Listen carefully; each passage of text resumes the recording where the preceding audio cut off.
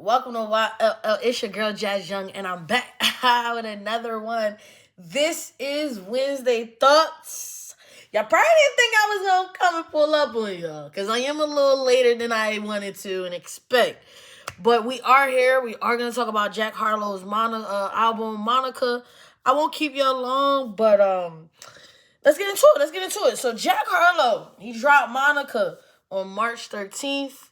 His first album in 3 years. He dropped it on a special day. Okay, one of the things I like just in general, because I be doing this sometimes, I like to do stuff for people on my day. It's like a day that you're supposed to receive. It feels so much better to, like, on your birthday to give. Because I'm trying to tell y'all, I feel like it really, that wraps around back to the next year. Like, you receive so much if you give on the day that the Lord has made for you. So he dropped it on his 28th birthday. 9 songs, 28, about 28 minutes. I'm going to be honest with y'all. This is a different sound for me. I am not a Jack Harlow's fan like I'm a Boosie fan, okay? I don't know Jack's sound. So, after listening to this album and then going back into listen to, like, other albums from Jack Harlow, he's not different. This is his sound. This is the sound that, like, when he first started out, this is the sound that he wanted. And I feel like he just had to lean to the popularity songs, like What's Poppin', First Class. Like, that's his breakout songs. But y'all, real tech, like, if you really go listen to some of his old music, Jack really sounds like this neo soul type of artist, in my opinion, or like trying to figure out his sound and trying to figure out how he want to move. I don't think like he was sold on being a pop star. I do genuinely believe, like, when he first started, it sounded like this type. So I will say, to me, it's not different. If you really are a big fan of his, I do believe it matches who he is. It matches what he always wanted to do. But of course, when you're trying to get into the game, you got to get into the game however you want to get into it. I'm not going to hold you. I think that's any and everything we do in life. When you want to get into something, you just got to get into it and then change. You can't try to get into something if you're not fitting a narrative on what it is. So to get in the music game, you got to have a popular song. You got to have something that the TikTokers can use, right? Something that y'all want to dance to. You got to have that. And that's where he got the using other people's music. Also, at the same time, What's Poppin', First Class. Like, he gave us a type of look that we was like, oh, we like this. We like this.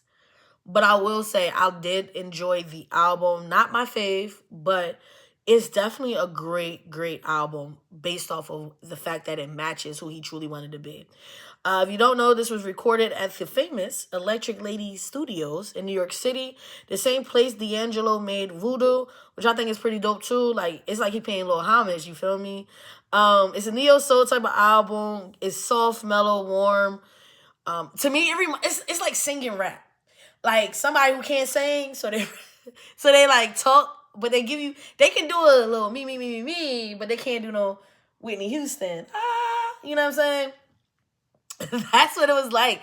It was like Jack know he can't sing. However, like, he still wanted to give y'all something soulful. So he had to add a little twang to it. Which I'm not gonna hold y'all, that's grown and sexy. Okay?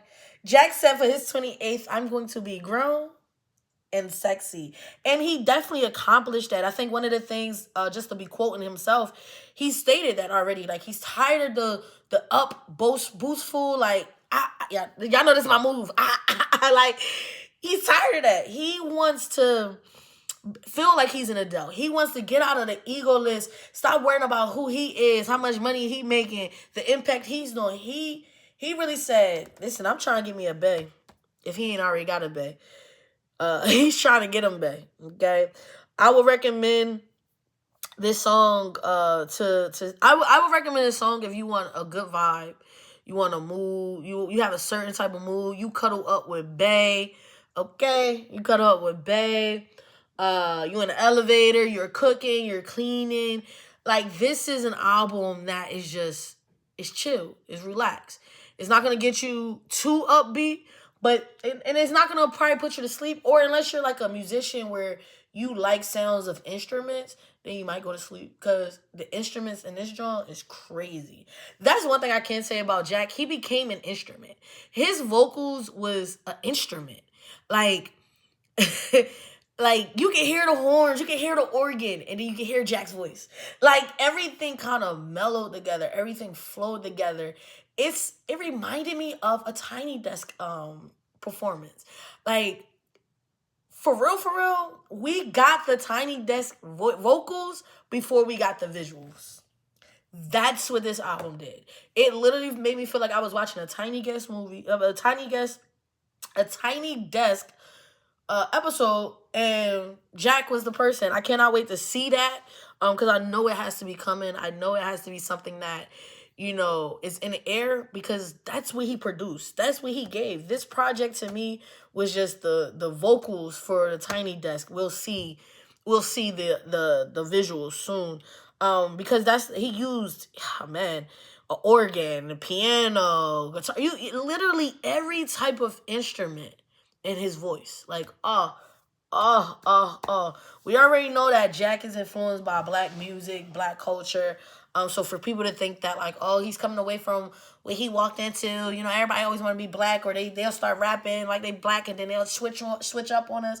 But I will say, Jack just got a little deeper with us. He didn't even switch up on us. Jack went real Black. Like, Jack went blacker Black. Like he went neo soul. Jack went black. So for me, it's a vibe. It's a mood. Like I said, Late Night with Bay. I will rate it a 4.5 out of 5. And here's why. Because I will listen to this album doing any and everything. If I'm in a car driving, if I'm cooking, I listen to this joint driving. I listen to this joint cooking. I listen to this joint trying to write the notes for it. Like, literally, you can listen to this album anytime, anywhere, like any place. And I think that's the one thing you have to appreciate about artistry, is when someone can produce an album, give you an album that is not only a good album, right? It's not only a feel-good album, but you can listen to every single song over and over again. I don't have a favorite song, and I think that's the other thing. I don't have a favorite song because I wasn't listening to the music. I was really just enjoying the vibe, enjoying the mood. Like, it sets a mood, y'all. So if you don't want no slow, setting, grooving, grown type of music, this is not the album for you. But if you are a person who likes artistry, if you're a person who likes the mellow, the chill, the music that you can literally do any and everything with, go download Jack Harlow's Monica. It is worth the listen. Like I said, I'm not even a Jack Harlow's fan. I did this for y'all. But I thank y'all. Why? It was it definitely was a worth a listen to, and I'm glad I listened to it. Great job, Jack. Thank y'all. I love and I appreciate y'all. I hope y'all have a phenomenal night. And I'll catch y'all tomorrow for getting my spirit back to D. But I really do appreciate y'all, and I love y'all. Peace.